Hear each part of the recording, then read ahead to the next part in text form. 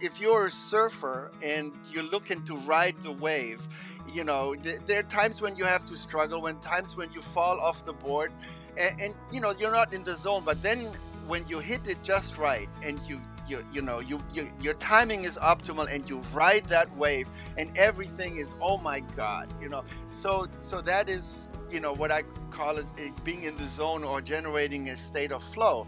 And here's where terpenes have play a significant part too, because terpenes, as part of a full spectrum approach of utilizing cannabis, contribute a great deal to in fact, all of the things that I just described, but especially when it comes to gentle uplift in mood. You've just met Uwe Blesching, and you're listening to the LabAroma podcast with me, your host, Colleen Quinn.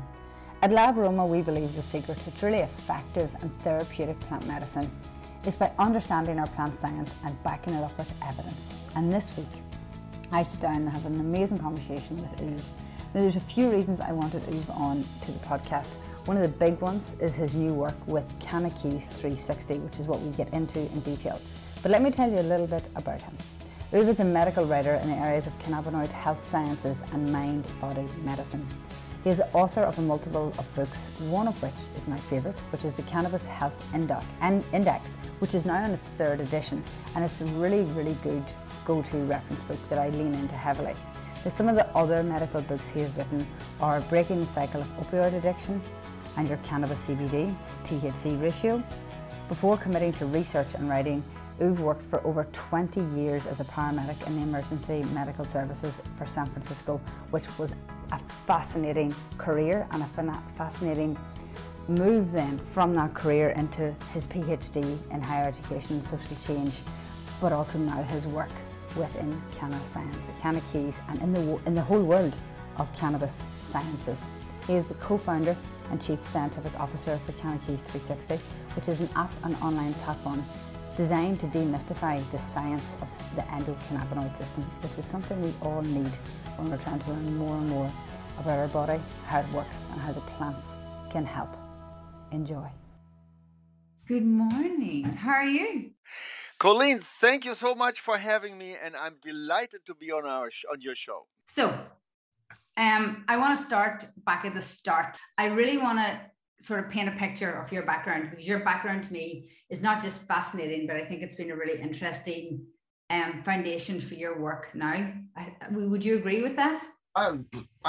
Yes, I would say so.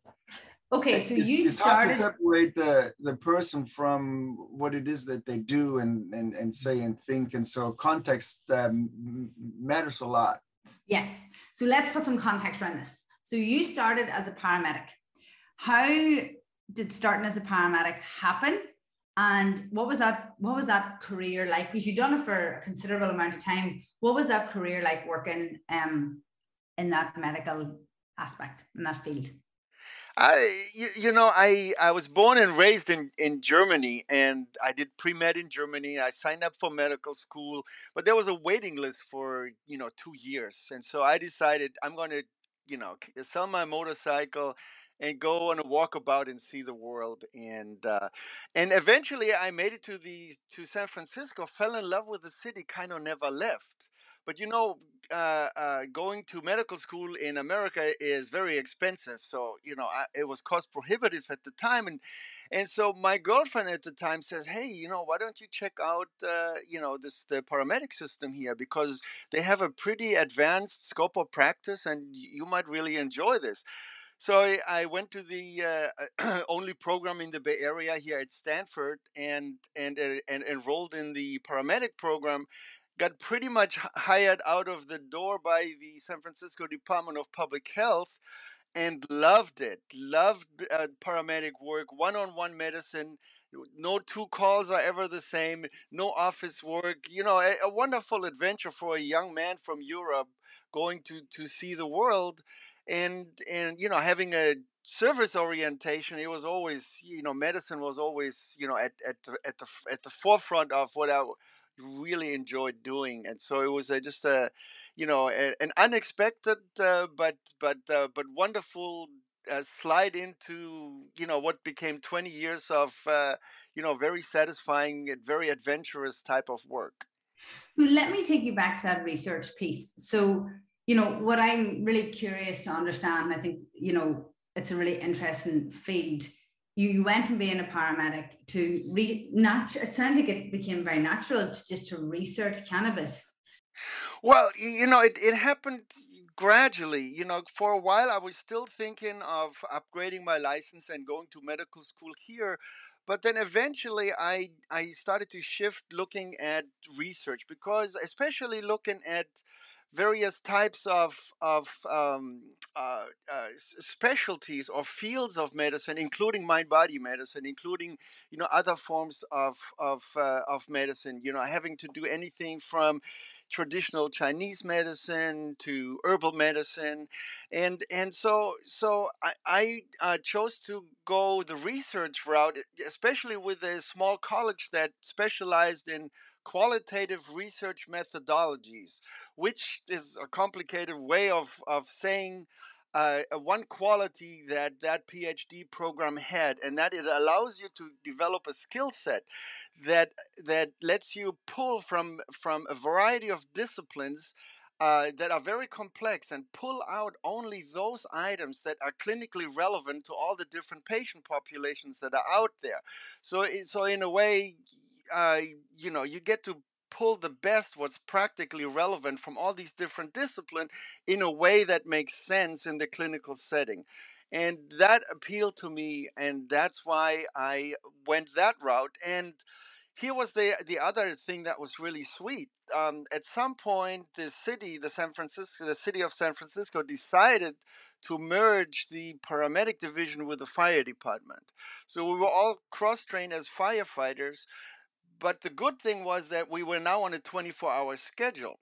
And so that meant I had a lot of time to go back to university. And so I went and earned my PhD degree while working for the city. How did researching cannabis in this way, and it's very much like I feel like you started that research in the field naturally. How did that lead you to the point where you wrote the Cannabis Index? Yes, it did. And for the very reason I just described, because it really, gave me the skill set to massage complex data systems and make them into smaller digestible pieces, which I then translated into the Cannabis Health Index, which is the first book that I wrote. And it's basically organized A through Z, from arthritis to zoster, and each condition is then described the way it's perceived within modern medicine. And then I do a review of all the scientific literature around, let's say, arthritis and the endocannabinoid system, or cannabinoid based therapy, or cannabis based therapy. Compiled a focused review on that. And then I went to mind body medicine and I did the same thing. I pulled all the relevant data for arthritis that I could learn from mind body medicine. And then, I integrated it into a single section that you can then read about in the index for each of the 200 and plus chronic conditions that are now in there.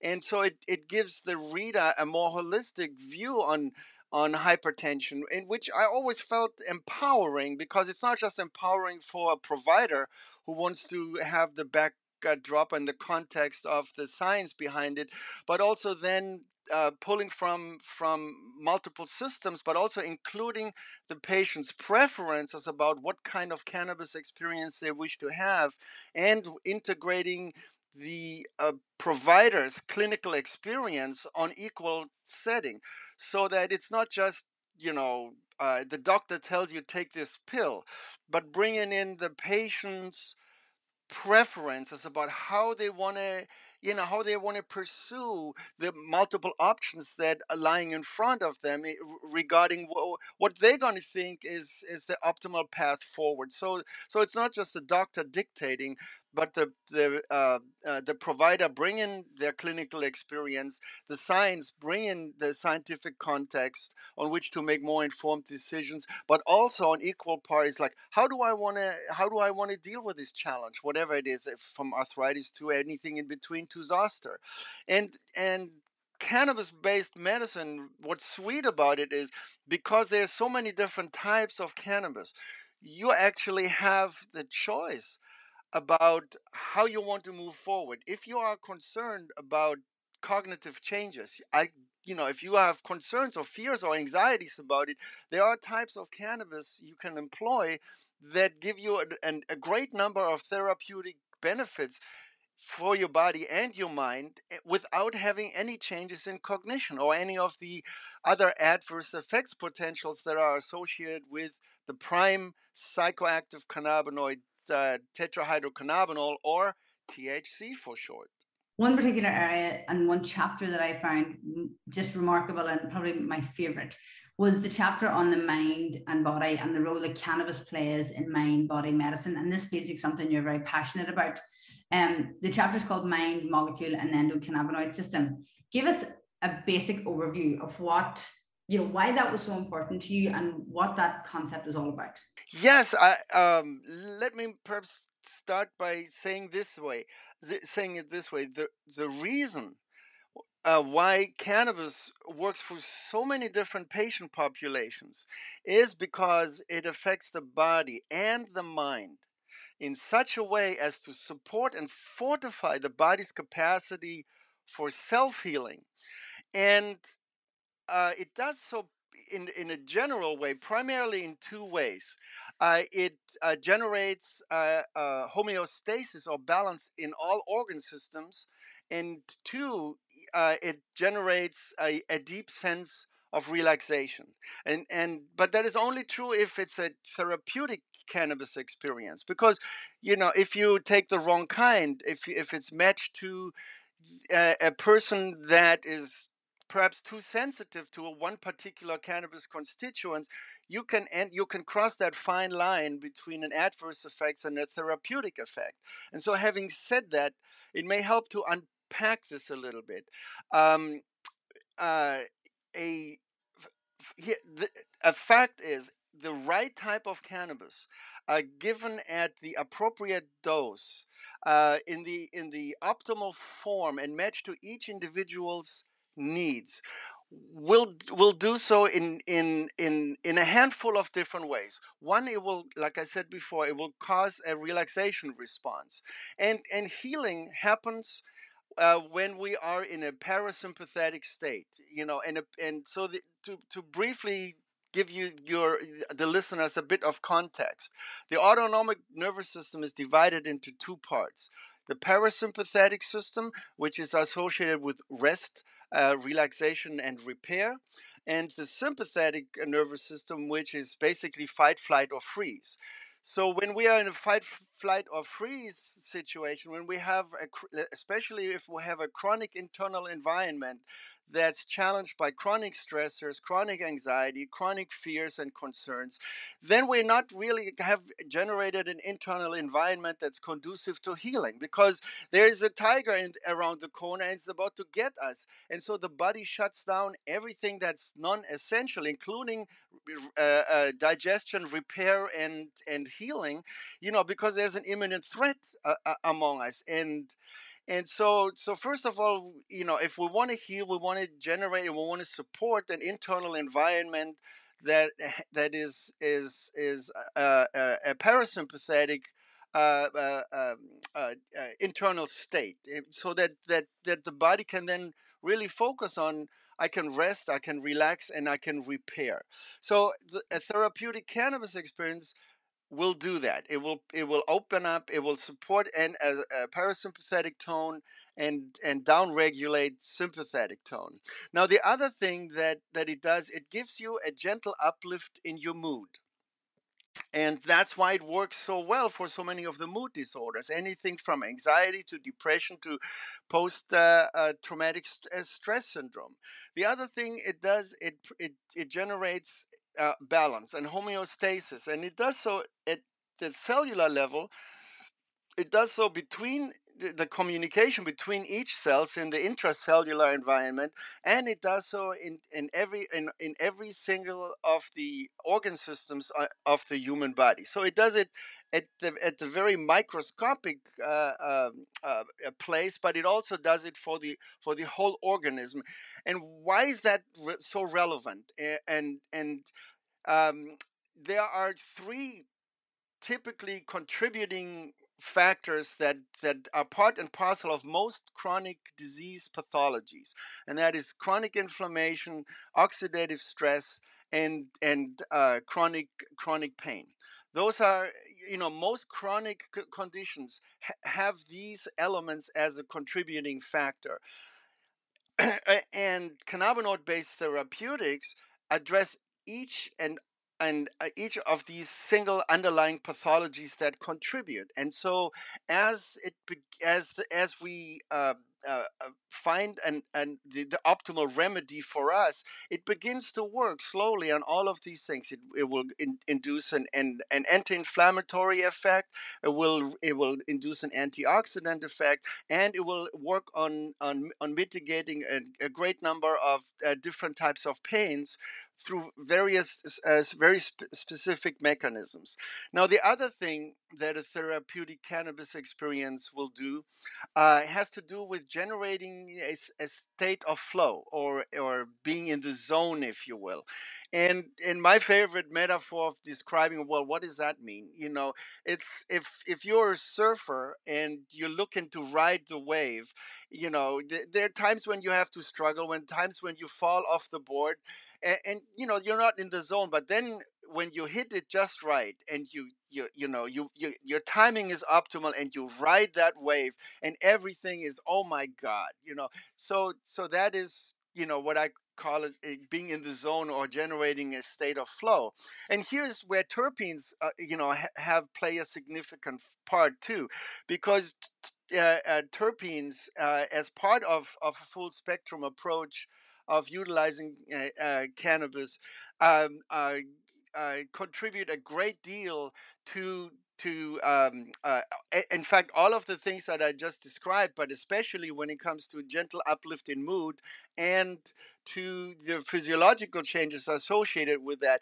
But they also play a significant role in generating a state of flow. In fact, before I start the podcast, I put a little limonene on my on my wrist, because I always like the gentle uplift in mood that I get from that. But here's the last thing I wanted to talk about in terms of providing the backdrop, and that has to do with a therapeutic cannabis experience can open up the space in which we can connect with the innate intelligence of the human body. That and here again, when you're in a room with let's say a handful of people, and you ask them what is mind body medicine, you tend to get different opinions. One person says, well, it's medicine that affects the body and the mind, and the doctor will say, oh well, it's the body's way of dealing with stress via the hypothalamus pituitary adrenal axis. And then of course the esoteric person or the shaman will say, well, signs and symptoms are the body's expression of the body's innate intelligence communicating through the symptoms, and depending on intensity of symptoms, it's either an invitation or a demand for change. And of course, the last one is my favorite. And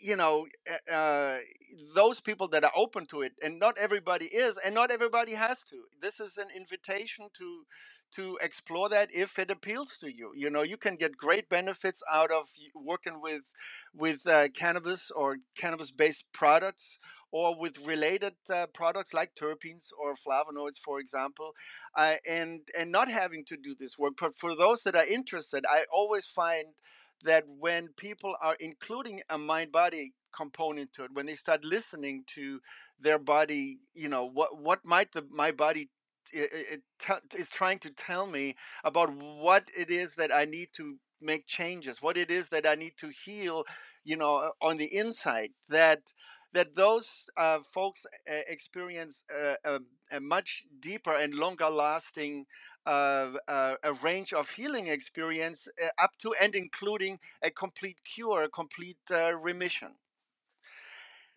And so that perhaps sets the backdrop or the tone for the mind body aspect, or the chapter on mind molecule and the endocannabinoid system. I love that, and I love how you describe it nearly like you're building blocks, in that, you know, yes, you need to figure out which of the cannabinoids is going to be your primary importance, but also it's diving into that research, which is really important, because you don't know which cannabinoid is going to do the best job.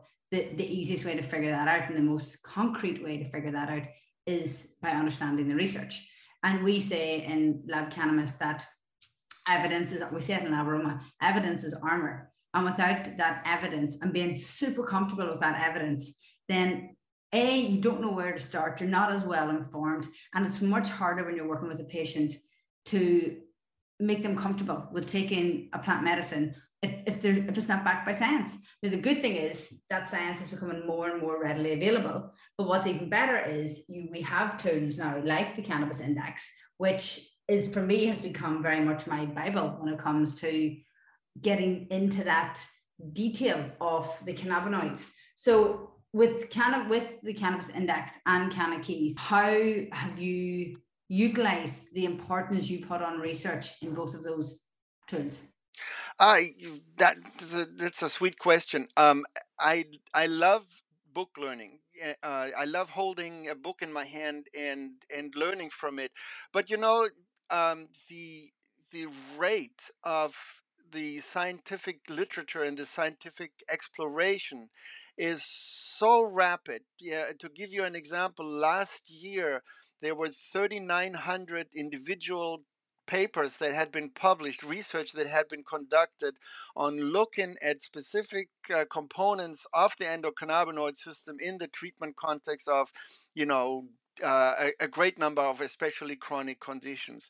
And so that translates to about 10 trials being published on a daily basis. And that could provide us with really wonderful, practically useful, especially in the clinical setting, types of data that we can utilize to optimize a patient experience. So when I wrote the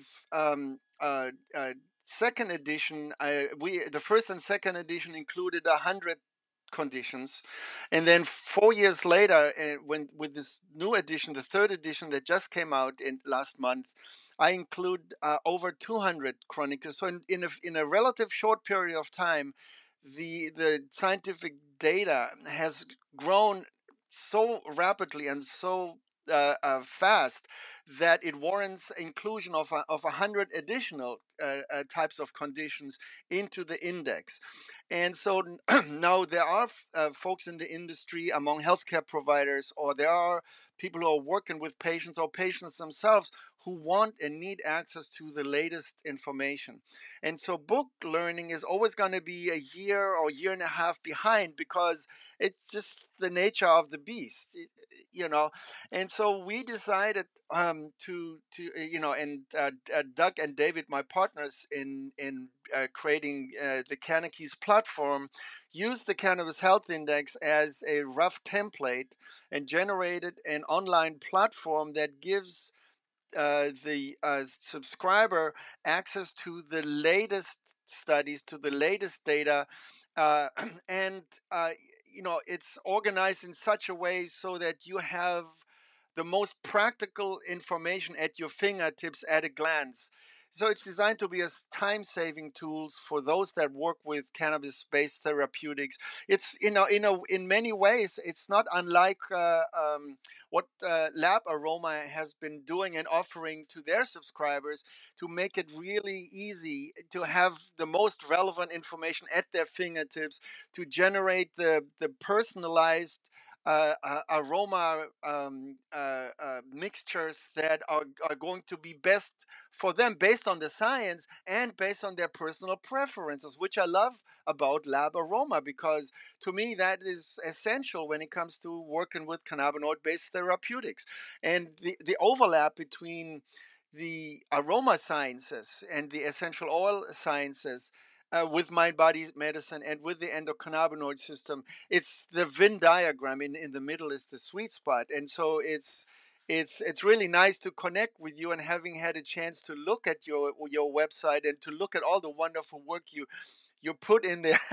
And so I'm a fan, even though I had just a cursory information or cursory knowledge about it. But great job. Always the charmer, Uwe, always the charmer. And cannabis, like herbalism or aromatherapy in that way, it just automatically encourages empathy and compassion in a way the pharmaceuticals just don't. And I think in my experience, one of the reasons for that is because pharmaceuticals are very much prescribed to a certain set of criteria or a certain set of data, which works to a huge extent. And I wouldn't want to be without pharmaceuticals on one level. But with plant medicine, we have to consider the mind and body. We don't just look at data. We look at the human, and the human being a holistic being. And I think, A, that's why plant medicine is so effective. And B, I think it's super effective, not just for the condition, but for the psychological well-being of the patient. Because a lot of the time, being prescribed a pharmaceutical doesn't actually resolve any of the emotional pain that comes with the condition. And I've yet to find a medical condition that doesn't come with emotional pain.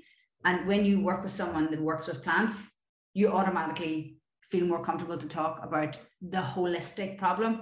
And I think being heard is one of the greatest ways to start to heal.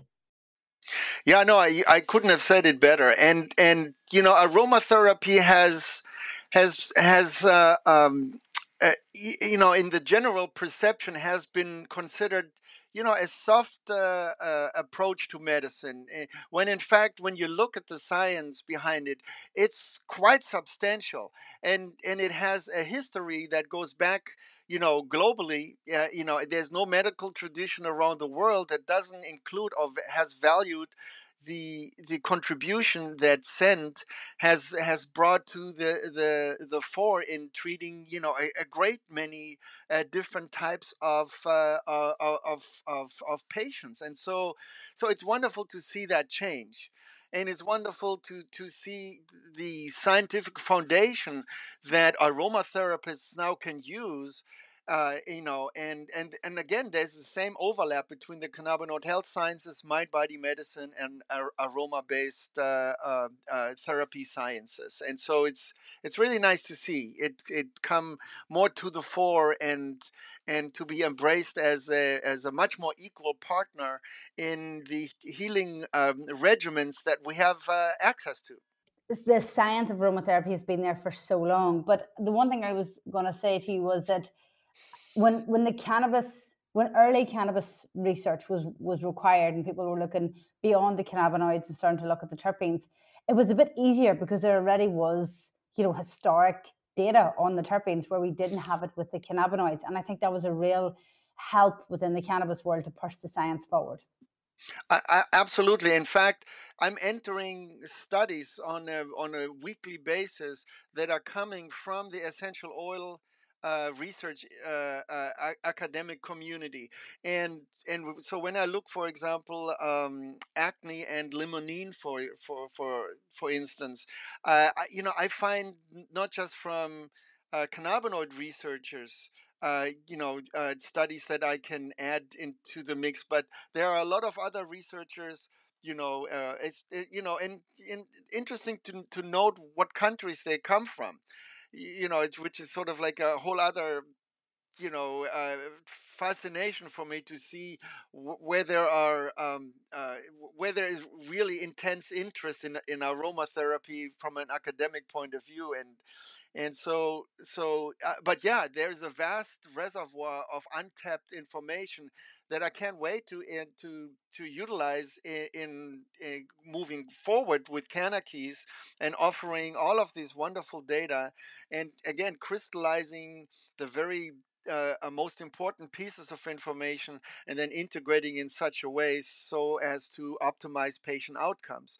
And bringing essential oil based science into the mix of mind-body medicine and the endocannabinoid based sciences is a wonderful trifecta of that's going to make a significant difference in patient outcomes, and it's really nice to see more and more research utilizing different strains or different chemotypes of cannabis, including their terpene contents or their terpene profiles, and comparing them side by side so we can see what a full spectrum approach with individual terpene profiles look like compared side by side, utilizing it for the same patient population. And so that is going to give us really wonderful insights in how to move forward, and what terpene profiles are considered optimal based on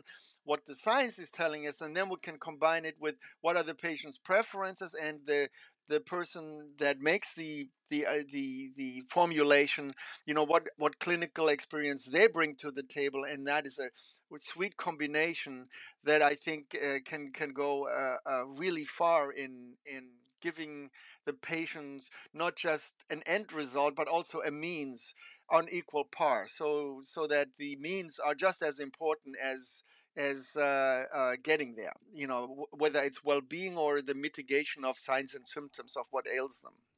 Yeah, I think that's very, very relevant. I also think that, to study or to consider the cannabinoids without the terpenes is really not that useful, because the terpenes not only are therapeutic in their own right, but they have such a profound impact on how the cannabinoids behave and interact. So, you talk about full spectrum, and that's exactly how I see the plant. It has to be scientifically as well as clinically treated as one plant in order to know how it's actually going to work within the body. That's exactly right. And in a way, I believe that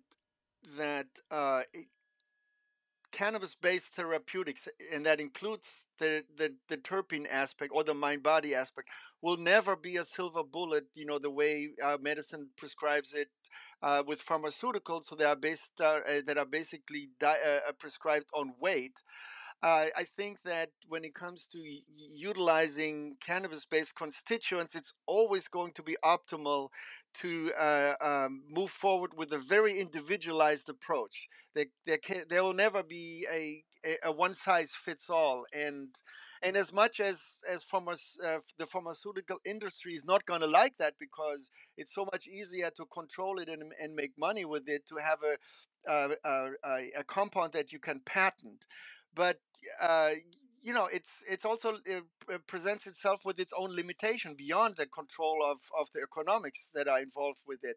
And healing is complex, and the more complexity we bring to the table, the more predictability of effects we can generate, the more empowering it can be, because patients bring their preferences, providers bring their experience, and there's also the science to consider. So it's a combination of all of those three things that are always going to be require a bit of work and a bit of spending more time with your patient or with your client to really develop a healing relationship and then work as a team. Rather than I'm a doctor and I give you a prescription and you are silently, supposed to take it.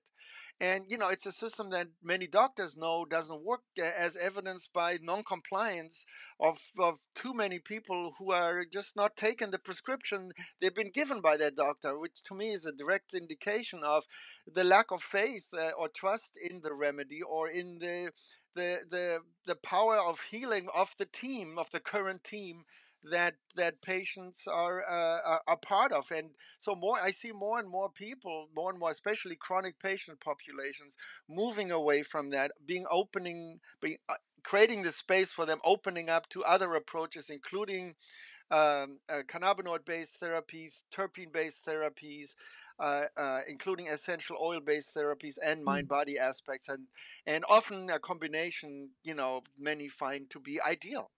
Yeah.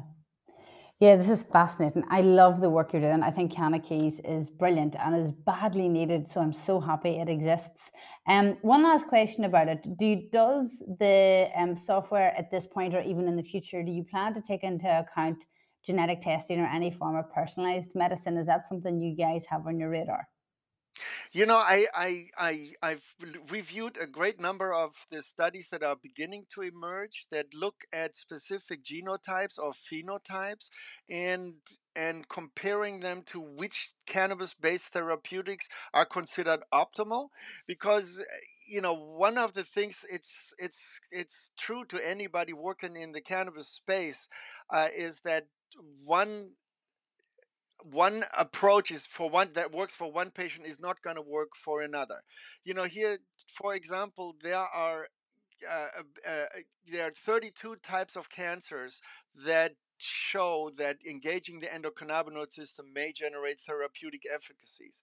There are ways to, there are patients that are using cannabis to mitigate the adverse effects from chemotherapy or radiation, for example. But there are also thousands of patients who are looking to use cannabis to actually treat the cancer itself. And those are two very different things, and those require very different dosages and very different approaches. And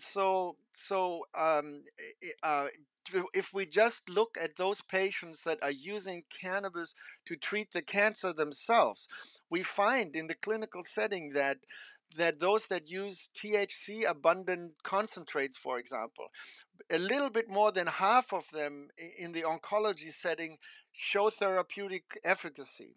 However, the other half, many of them actually show that the cancer can get worse.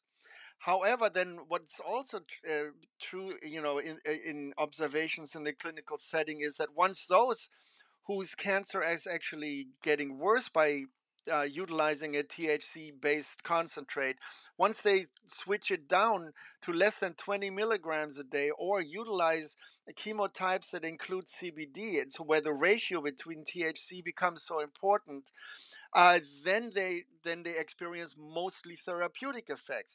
So it seems to that the observation from the clinic and the science is beginning to differentiate that there are different types of patients that respond differently to the remedies that are being used. And so over time, the more we learn, the better it is. But the science has caught up to a degree. For instance, there are three types of cancer, and that is, if I remember correctly, colon cancer, endometrial cancer, and breast cancer that metastasize utilizing a G protein coupled receptor 55. So it's, let's just say, 55 moving forward. It's just a receptor through which a specific effect is being generated. And these three types of cancers use this receptor sites to proliferate.